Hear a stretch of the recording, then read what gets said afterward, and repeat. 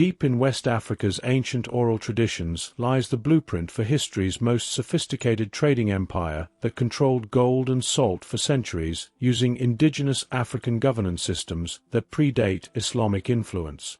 Long before European merchants dreamed of global trade networks, before Islamic scholars wrote about African kingdoms, there existed an empire so ingeniously organized that it controlled the flow of gold from West Africa to the Mediterranean for over 6 centuries. They called it Wagadu, and the secrets of how they built and maintained Africa's first trading empire without outside influence will challenge everything you know about ancient African civilization. Drop a comment below and let me know where you're watching from and how the weather is treating you today.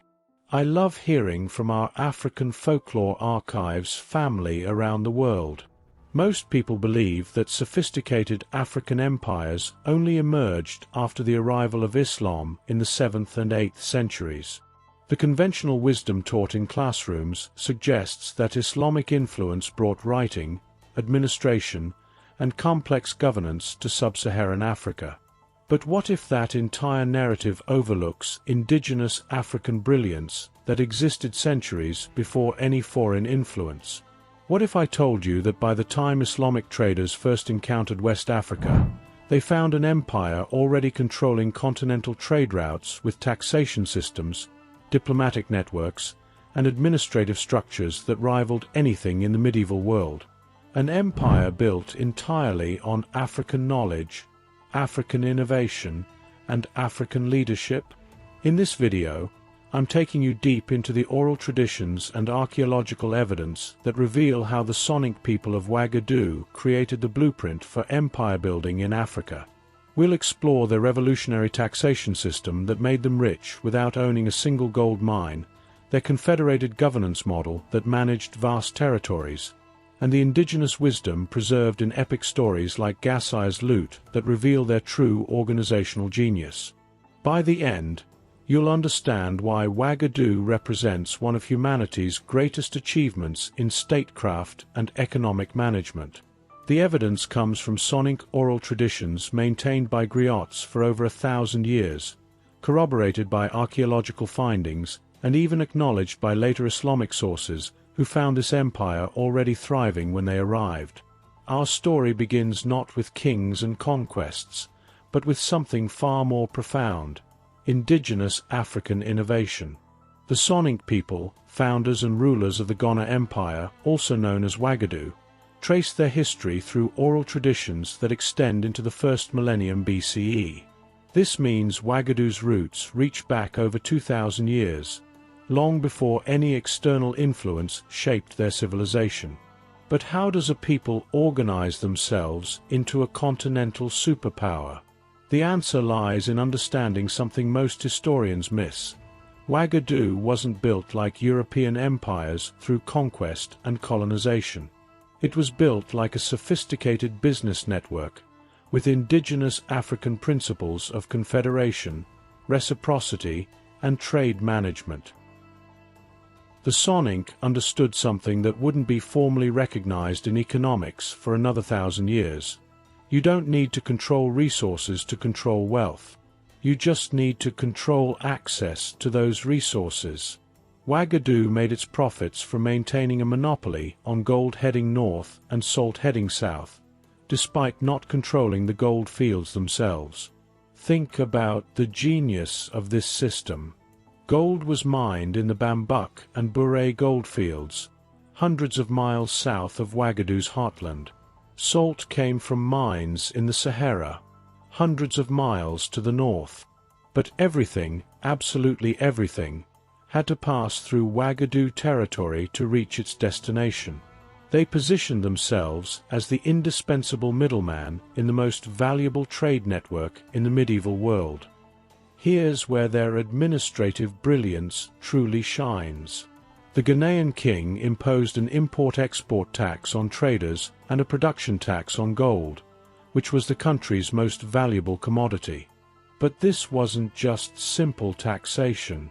Ghana's wealth grew through a double taxation system placed on their most valuable commodity, gold.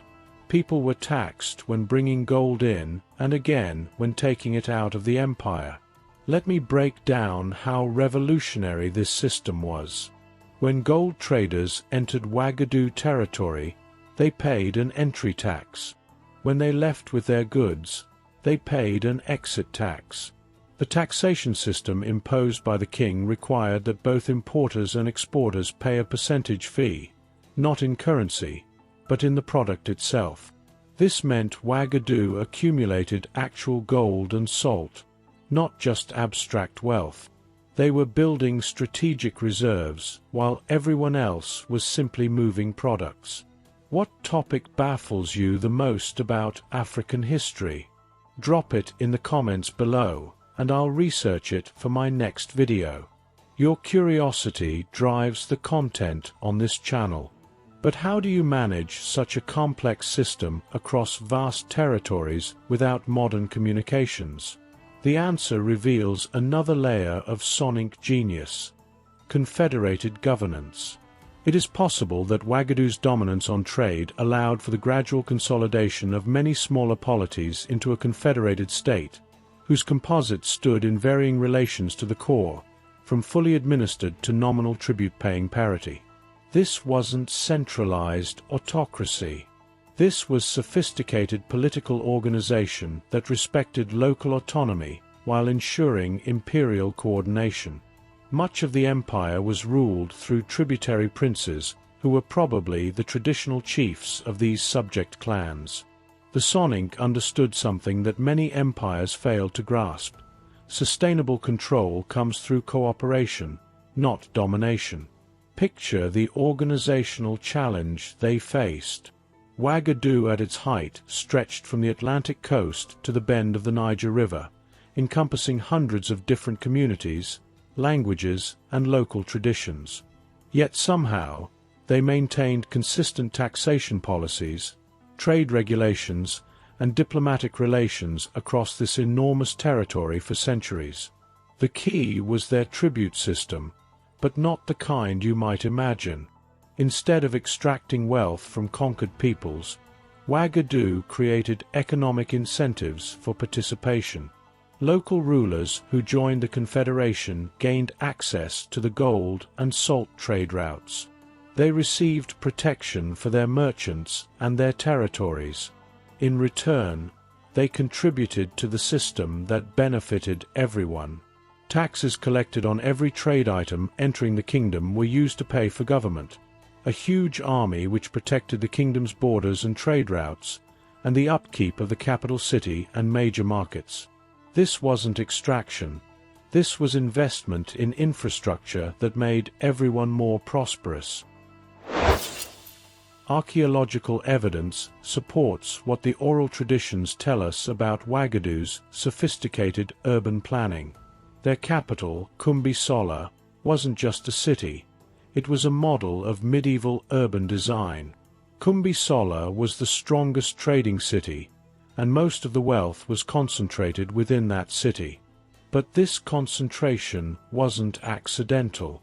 It was strategic positioning that maximized administrative efficiency while maintaining the security necessary for continental trade. The city was divided into distinct quarters for different functions: residential areas for the royal court, commercial districts for traders, craft quarters for artisans, and warehouse districts for storing goods in transit. This level of urban planning required sophisticated understanding of logistics, security, and economic flow that most medieval civilizations never achieved. Now, here's where the story gets even more fascinating. The oral traditions preserved in epics like Gassire's Lute reveal the cultural values that made this economic success possible. This lyrical epic narrative tells the story of a prince who gives up his ambition to become king and instead becomes a diari, the Soninke equivalent to a griot, a bard/singer. Why is this important? Because Gassire's Lute illustrates the Soninke understanding that preserving knowledge and culture was as important as accumulating wealth and power. This epic is about the establishment of a cultural history and identity through the oral tradition. Gassire is the Griot who preserves the history of the Fassa people, thereby establishing an identity for the Soninke people. Like, comment, and subscribe to support this channel. Your subscription means the world to me, as African Folklore Archives is still growing, and every subscriber helps us reach more people hungry for authentic African stories and history. The genius of Wagadu's system becomes even clearer when you understand their approach to information management. In a world without written records, how do you maintain consistent policies across hundreds of communities? How do you preserve complex administrative knowledge across generations? The answer was their Griot system. Griots weren't just entertainers or storytellers. They were living databases, human repositories of legal precedents, trade agreements, genealogies, and administrative procedures. The oral history tradition continues to be upheld by Gassire and Jer, who today maintain an important role in Soninke society even as literacy rates increase. This system ensured that essential knowledge never died with individual rulers. When a king passed away, the Griots retained all the information necessary to maintain continuity of governance. They knew which communities owed what tributes, which trade agreements were in place, which diplomatic relationships needed attention. They were the empire's institutional memory. But Wagadu's administrative success went beyond just managing trade and taxation. They created something unprecedented in the medieval world, a sustainable economic ecosystem. Instead of depleting resources through exploitation, they enhanced value through facilitation. Consider their relationship with gold production. They never tried to control the gold fields directly, understanding that local miners were more efficient at extraction than imperial administrators would be.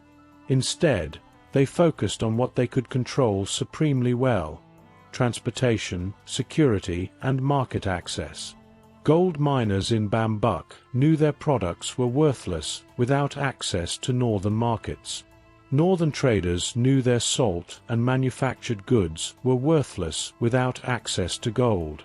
Wagadu made both sides prosperous by guaranteeing safe passage, consistent policies, and reliable market conditions. Everyone won because the system was designed for mutual benefit rather than zero-sum exploitation. The scale of their operation was staggering. Archaeological evidence suggests that during Wagadu's peak, more gold flowed through West Africa to North Africa and the Mediterranean than came from all other sources combined. This gold financed the growth of Islamic civilization, European medieval development, and Mediterranean trade networks. Yet the system that made it all possible was entirely African in conception and management.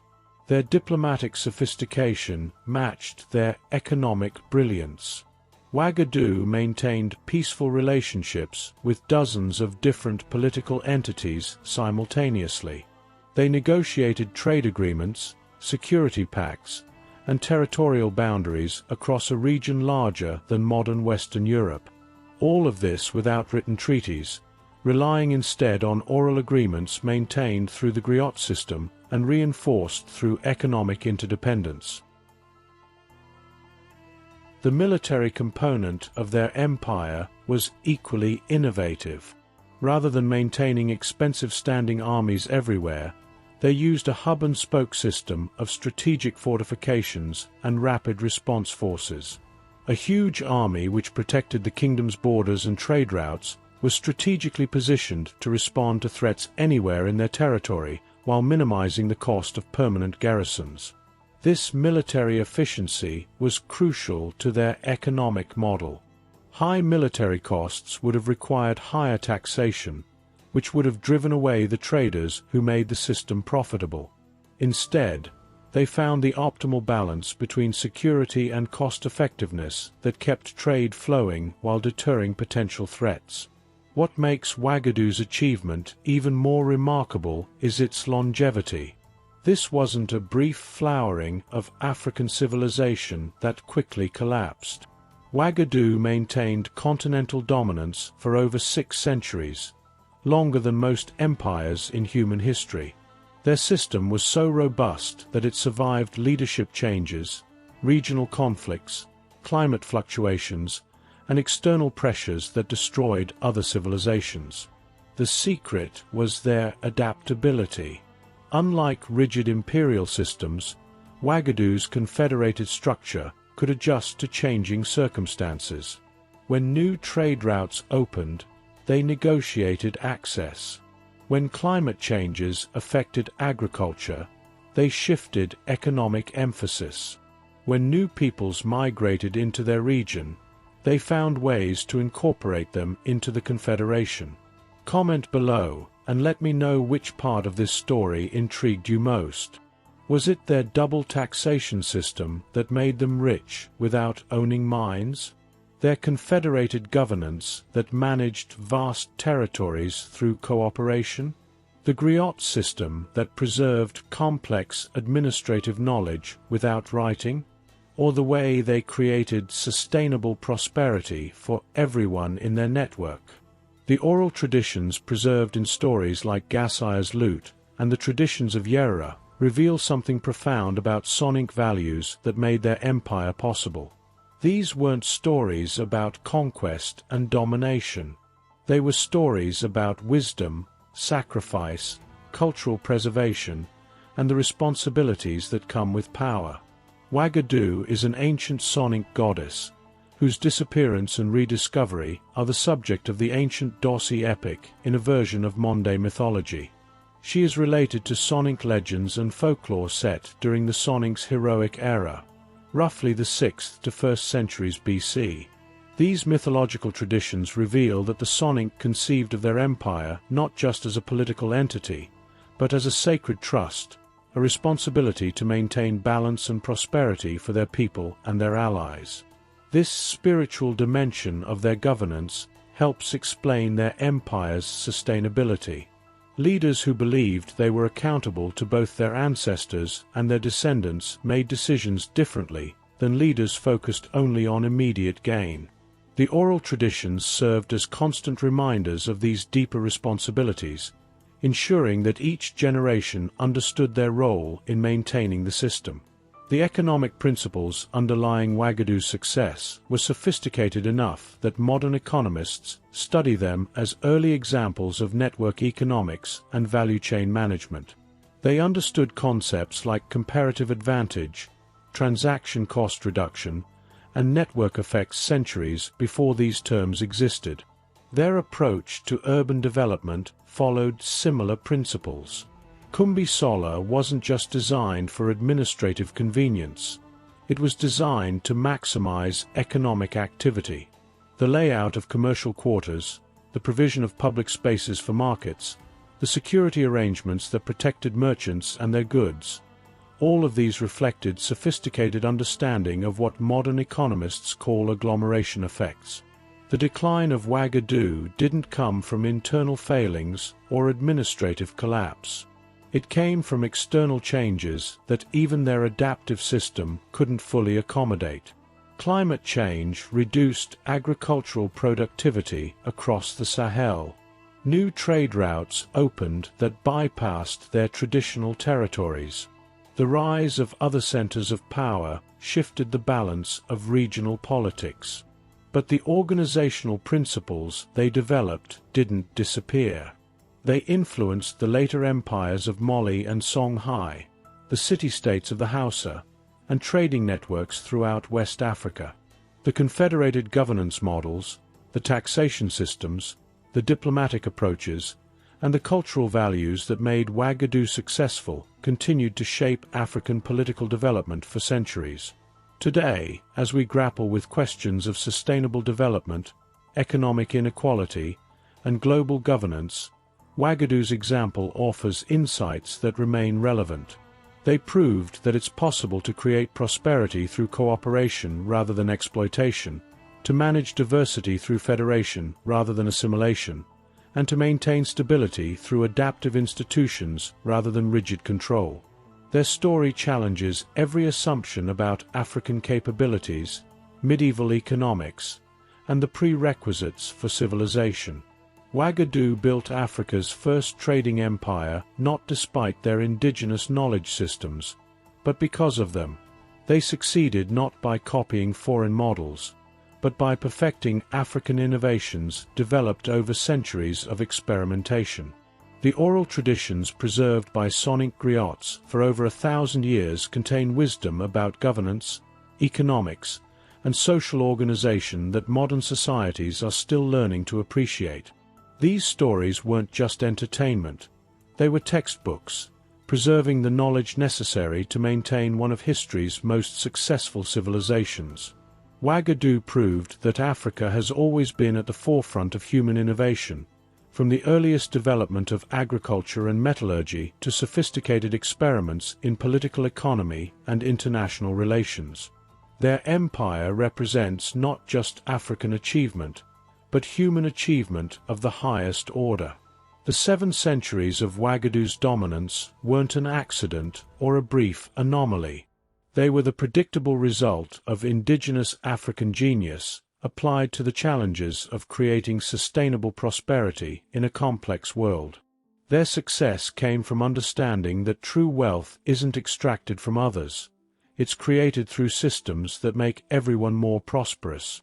Today, as we face global challenges that require cooperation across cultural boundaries, sustainable resource management, and economic systems that work for everyone, Wagadu's example reminds us that Africa has always been a source of solutions, not just problems. The continent that gave humanity its first empires continues to offer wisdom for building a better world.